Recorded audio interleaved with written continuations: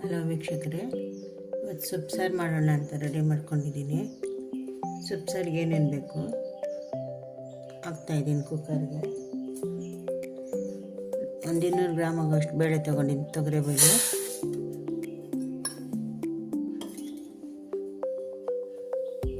ನೀರು ಹಾಕ್ತೀನಿ ಎಷ್ಟು ಬೇಕಷ್ಟು.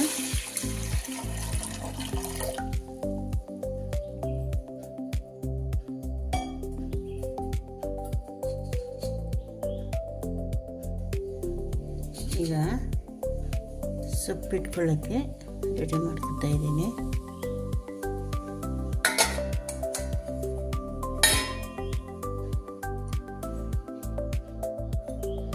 ಸೊಪ್ಪು ಸಾರಿಗೆ ಒಂದು ಈರುಳ್ಳಿ ಚಿಕ್ಕದೊಂದು ಕಟ್ ಮಾಡ್ಕೊಂಡಿದ್ದೀನಿ, ಅದು ಹಾಕ್ತೀನಿ.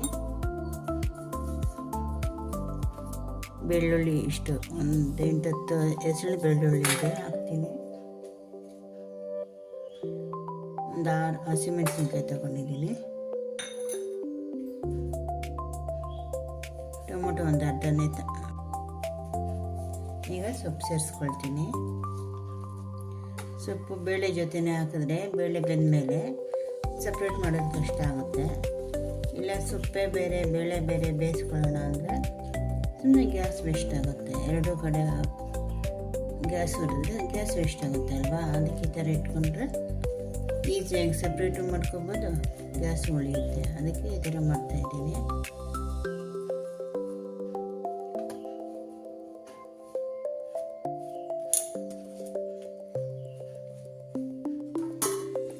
ನಾನು ಇವಾಗ ಉಪ್ಪು ಹಾಕಲಿಲ್ಲ, ಉಪ್ಪು ಆಮೇಲೆ ಹಾಕ್ಕೊಳ್ತೀನಿ. ಎಲ್ಲ ಬೆಂದು ರುಬ್ಕೊಂಡ್ಬಂದಮೇಲೆ ಉಪ್ಪು ಸೇರಿಸ್ಕೊಳ್ತೀನಿ.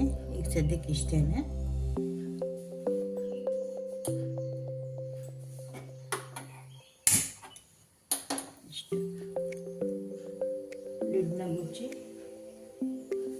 ಲಿಡ್ ಮುಚ್ಚಿಬಿಟ್ಟು ಒಂದು 2 ಸೀಟಿ ಕೂಗಿಸ್ಕೊತೀನಿ. 2 ಸೀಟಿ ಕೂಗಿದ್ರೆ ಬೆಂದಿರುತ್ತೆ ಸಾಕು.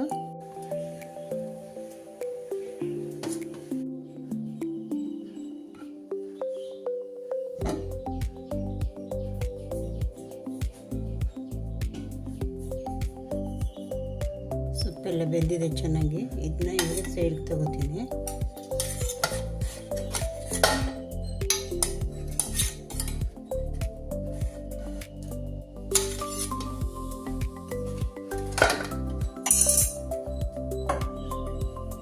ಬೇಳೆನೂ ಬೆಂದಿದೆ.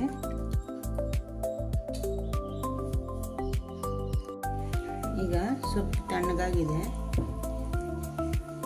ಇದು ಪಾಲಕ್ ಸೊಪ್ಪು ಮತ್ತು ದಂಟು ಸೊಪ್ಪು ಎರಡೂ ಮಿಕ್ಸ್ ಮಾಡ್ಕೊಂಡಿದ್ದೀನಿ. ಒಂದು ಕಟ್ಟು ಪಾಲಕ್ಕು, ಒಂದು ಕಟ್ಟು ದಂಟು ಸೊಪ್ಪು ಎರಡೂ ಮಿಕ್ಸ್ ಮಾಡ್ಕೊಂಡಿದ್ದೆ. ಇವಾಗ ರುಬ್ಕೊಂಡು ಬರೋಣ.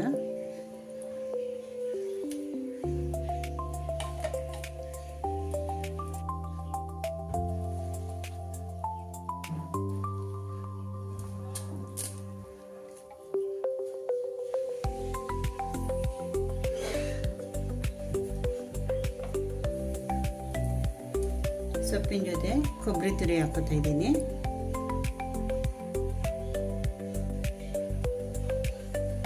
ಕೊಬ್ಬರಿ ತುರಿ ಮತ್ತು ಸೊಪ್ಪು ಎರಡು ಮಿಕ್ಸ್ ಸೇರಿಸಿ ರುಬ್ಕೊಂಡು ಬರ್ತೀನಿ.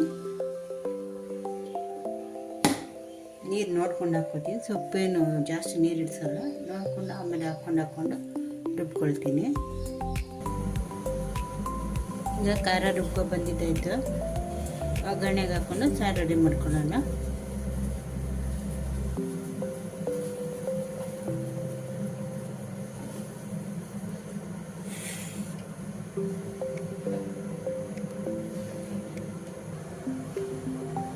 ಕುಕ್ಕರ್ ಬಿಸಿಯಾಗಿದೆ, ಕುಕ್ಕರಲ್ಲೇ ಒಗ್ಗರಣೆ ಹಾಕ್ಕೊಬಿಡ್ತೀನಿ. ಸ್ವಲ್ಪ ಎಣ್ಣೆ, ಸಾಸಿವೆ ಹಾಕೋಣ. ಒಗ್ಗರಣೆಗೆ ಸಾಸಿವೆ ಒಂದು 1 ಸ್ಪೂನ್ ಆಗೋಷ್ಟು ಸಾಕು. ಒಂದೆರಡು ಒಣಮೆಣಸಿನ್ಕಾಯಿನ ಕಟ್ ಮಾಡಿ ಹಾಕ್ತೀನಿ.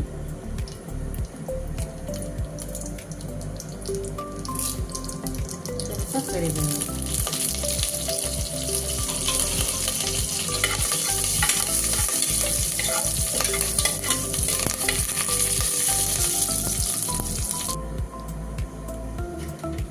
ಇದು ಆವಾಗಲೇ ಸೊಪ್ಪು ಬೇಯಿಸ್ಕೊಂಡಿದ್ನಲ್ಲ ಅದೇ ಇದು ಅದು ಹಂಗೆ ಇದೆ, ಅದರಲ್ಲೇ ಹಾಕ್ಕೊಳ್ತೀನಿ.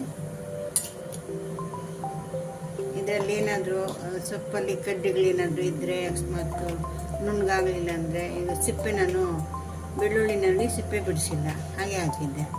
ಆ ಸಿಪ್ಪೆ ಅದೇನಾದರೂ ಇದ್ದರೆ ಫಿಲ್ಟ್ರಾಗಿ ಹೋಗುತ್ತೆ.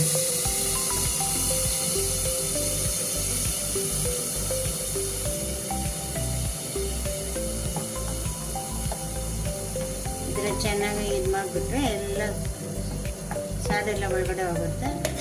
ಏನಾದರೂ ಕಡ್ಡಿ ಬಲ್ತಿರೋ ಕಡ್ಡಿ ಆ ಥರ ಏನಾದರೂ ಇದ್ದರೆ ಇದರಲ್ಲಿ ಫಿಲ್ಟ್ರಾಗಿ ಹೋಗುತ್ತೆ. ಸ್ವಲ್ಪ ನೀರು ಸೇರಿಸ್ಕೊತೀನಿ.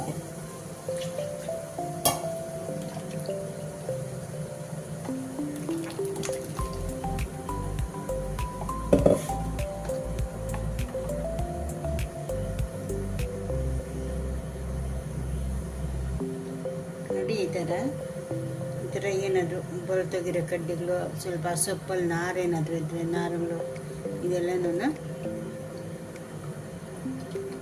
ಇದೆಲ್ಲ ಇಲ್ಲೇ ಸಿಕ್ಕಾಕೊಳ್ಳುತ್ತೆ. ಸಾರು ಚೆನ್ನಾಗಿರುತ್ತೆ ಆವಾಗ. ಇದೆಲ್ಲ ತಿನ್ನಬೇಕಾದ್ರೆ ಇದೆಲ್ಲ ಏನು ಸಿಗೋದಿಲ್ಲ ಬಾಯಿಗೆ. ಬಸ್ಸಾರು ಮಾಡಿದ್ರು ಕೂಡ ಇದೇ ಥರ ಮಾಡ್ಕೋಬೇಕು.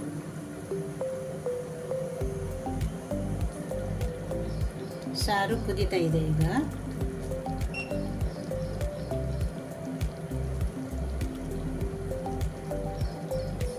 ಅದಕ್ಕೆ ಆವಾಗಲೇ ಬೇಯಿಸಿಟ್ಕೊಂಡಿರೋ ಬೇಳೆ ಸೇರಿಸ್ಕೊಳ್ಳೋಣ. ಅದು ಸೈಡ್ಗೆ ಇಟ್ಕೊಂಡಿದ್ದೆ, ಅದನ್ನು ಸೇರಿಸ್ಕೊಳ್ತೀನಿ.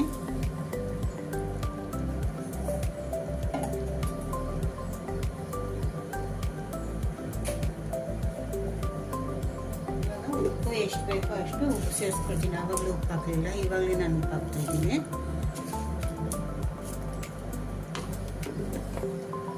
ಸೊಪ್ಪು ಬೆರಕೆ ಸೊಪ್ಪು ಯಾವ ಸೊಪ್ಪಿದ್ರೂ ಮಾಡ್ಕೋಬೋದು, ಚೆನ್ನಾಗಿರುತ್ತೆ.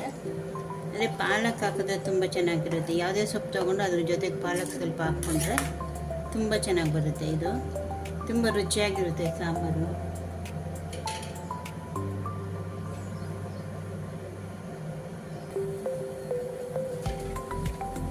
ಸಾಂಬಾರು ಕುದೀತಾ ಇದೆ, ಎಲ್ಲ ಚೆನ್ನಾಗಿ ಎಲ್ಲ ಹೊಂದ್ಕೊಂಡಿದೆ. ಬೇಳೆ ಸೊಪ್ಪು ಎಲ್ಲನೂ ಸಾರು ರೆಡಿ ಆಯಿತು. ಇದು ಅನ್ನಕ್ಕೆ ಮುದ್ದೆಗೆ ಏನಕ್ಕೆ ಬೇಕಾಗಿದ್ರೂ ಹಾಕ್ಕೊಂಡು ತಿಂದರೆ ಚೆನ್ನಾಗಿರುತ್ತೆ. ಗ್ಯಾಸ್ ಆಫ್ ಮಾಡ್ತೀನಿ. ಈಗ ನಿಮ್ಗೊಂದು ಮನೆ ಮದ್ದು ತೋರಿಸ್ತೀನಿ. ಹಲ್ಲುನೋವು ಕೆಲವ್ರಿಗೆ ತುಂಬ ಹಲ್ಲುನೋವು ಬರುತ್ತೆ, ಅವಾಗ ಬರ್ತಾನೆ ಇರ್ತೈತೆ. ಬಂದಾಗೆಲ್ಲ ಮಾತ್ರೆಗಳು ತೊಗೋಬೇಕು. ಅದ್ರ ಬದಲು ನೋಡಿ, ಇದು ಚೇಪೆ ಎಲೆ ಗೊತ್ತಲ್ವಾ, ಇದು ಸೀಬೆ ಎಲೆ. ಇದನ್ನು ನೋಡಿ ನೀರು ಕುದಿಯೋಕೆ ಇಟ್ಟಿದ್ದೀನಿ ನಾನು. ನೀರು ಕುದೀತಾ ಇದೆ. ಈ ನೀರಲ್ಲಿ ಹಾಕ್ಕೊಳ್ಳೋಣ. ಅದು ಚೆನ್ನಾಗಿ ಕುದಿಬೇಕು. ಚೆನ್ನಾಗಿ ಕುದ್ದು ಅದು ರಸ ಬರುತ್ತೆ. ರಸ ಚೆನ್ನಾಗಿ ಬರುತ್ತೆ.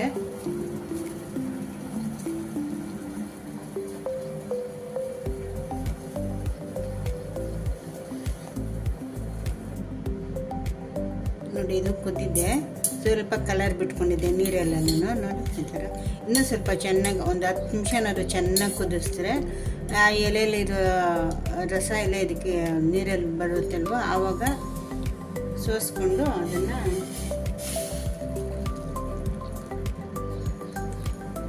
ನೋಡಿ ಕಲರೆಲ್ಲ ಸ್ವಲ್ಪ ಗ್ರೀನ್ ಕಲರ್ ಬಂದಿದೆ. ಇದನ್ನು ಸ್ವಲ್ಪ ಉಗುರು ಬೆಚ್ಚಗಾಗೋ ತನಕ ಬಿಡಬೇಕು. ಉಗುರು ಬೆಚ್ಚಗಾದ್ಮೇಲೆ ಚೆನ್ನಾಗಿ ಮುಕ್ಕಳಿಸಿದ್ರೆ, ಬಾಯಿ ಮುಕ್ಕಳಿಸ್ತಾ ಇದ್ದರೆ ಒಂದು 3-4 ಸರಿ ಮಾಡಿದ್ರೆ ಹಲ್ಲು ನೋವೆಲ್ಲ ಹೊರಟೋಗುತ್ತೆ. ತುಂಬ ಸುಲಭವಾಗಿ ಮಾಡ್ಕೋಬೋದು. ಮಾತ್ರ ನುಂಗೋ ಬದಲು ತುಂಬ ಸುಲಭವಾಗಿ. ಮನೆ ಹತ್ರ ಇಲ್ಲ ಅಂದರೆ ಅಕ್ಕಪಕ್ಕದ ಮನೆ ಹತ್ರ ಎಲ್ಲಾದರೂ ಇರುತ್ತಲ್ವ ಚೇಪೆ ಗಿಡ, ಒಂದು 4 ಎಲೆ